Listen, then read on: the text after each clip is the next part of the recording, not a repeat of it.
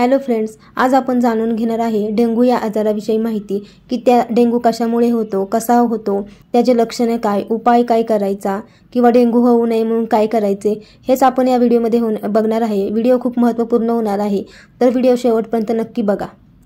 Dengue हा डासांच्या माध्यमातून पसरणारा विषाणूजन्य रोग असून उष्णकटिबंधीय आणि अर्ध उष्णकटिबंधीय वातावरण असलेल्या जगभरातल्या सर्व ठिकाणी आढळतो।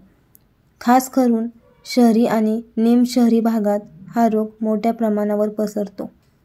हा रोग पसरवण्यासाठी कारणीभूत असलेल्या विषाणूला डेंग्यू व्हायरस असे म्हणतात। दरवर्षी जगभरात सुमारे 10 कोटी ते 40 कोटी जणांना डेंग्यूचा संसर्ग होतो। डेंग्यूचा विषाणू प्रामुख्याने एडिस इजिप्ती या जातीच्या डासाच्या मादीच्या माध्यमातून पसरतो। डासाच्या या प्रजाती चिकनगुनिया, येलो फीवर आणि झिका विषाणूही पसरवतात। संसर्ग झालेल्या व्यक्तींनी प्रवास केला की त्यांच्यासोबत डेंग्यूचे विषाणूही नव्या प्रदेशात जातात। संसर्ग झालेल्या व्यक्तीला डास चावून ते दुसऱ्या व्यक्तीला चावले की विषाणूचा संसर्ग होतो। डेंग्यू पसरवणारे एडिस इजिप्ती हे डास दिवसा चावतात, एकतर एकदम सकाळच्या वेळेत किंवा संध्याकाळी सूर्यास्तापूर्वी हे डास चावतात। हे डास मनुष्यनिर्मित पाणीसाठ्यामध्ये, डबक्यामध्ये, टाक्यांमध्ये पुनरुत्पादन करतात। एडिस इजिप्ती जातीच्या डासाची मादी अंडी घालण्याच्या कालावधीत बऱ्याचदा चावते। तिने घातलेली अंडी कित्येक महिने जिवंत राहू शकतात। त्या अंड्यांचा पाण्याशी संपर्क आला की त्या अंड्यातून नवीन पिढी बाहेर येते। आता बघूया डेंग्यूची लक्षणे काय। तर डेंग्यू हा 2 प्रकारचा आहे किंवा डेंग्यूचा ताप हा 2 प्रकारचा असतो। पहिला प्रकार म्हणजे डेंग्यू फीवर DH आणि दुसरा प्रकार म्हणजे dengue haemorrhagic fever DHF। Number 1, dengue fever DH।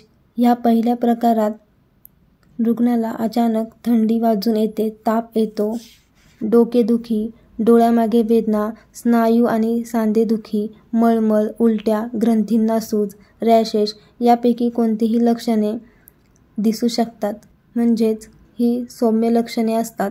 दुसरा प्रकार म्हणजे डेंग्यू हिमोरेजिक फीवर DHF। ह्या प्रकारात तापही असतो, पण थोडी गंभीर स्वरूपाची लक्षणे दिसून येतात, जसे की उलट्या, सातत्याने उलट्या होणे, पोट आणि खालच्या भागात वेदना, श्वासोच्छ्वास घ्यायला त्रास होणे किंवा श्वासोच्छ्वासाचा वेग वाढणे, हिरड्यामधून रक्त येणे, उलट्यांमधून रक्त येणे, एखादा अवयव निकामी होणे, मेंदूला त्रास होणे, लिव्हरला त्रास होणे, शरीराच्या कोणत्याही भागावर सूज येणे, पुरळ येणे, रॅशेस येणे, अशी लक्षणे ह्या 2 नंबरच्या प्रकारात दिसून येतात आणि ही लक्षणे गंभीर स्वरूपाची सुद्धा असू शकतात। यामुळे रुग्णाचा मृत्यूही होऊ शकतो। त्यामुळे अशा रुग्णांना वेळेवर उपचार मिळणे किंवा वेळेवर दवाखान्यात नेणे, त्याला वैद्यकीय उपचार देणे खूप गरजेचे असते। शक्यतो डास चावल्यानंतर 4 ते 10 दिवसात लक्षणे दिसू लागतात आणि 2 ते 7 दिवसापर्यंत कायम राहतात। आता बघूया डेंग्यूवर निदान आणि उपचार। डेंग्यूवर विशिष्ट असे उपचार नाहीत, पण काही रक्ताच्या चाचण्या करून डेंग्यूचे निदान करू शकतो, जसे की NS1 तसेच IgM आणि IgG ह्या रक्ताच्या चाचण्या करून डेंग्यूचे निदान करता येते।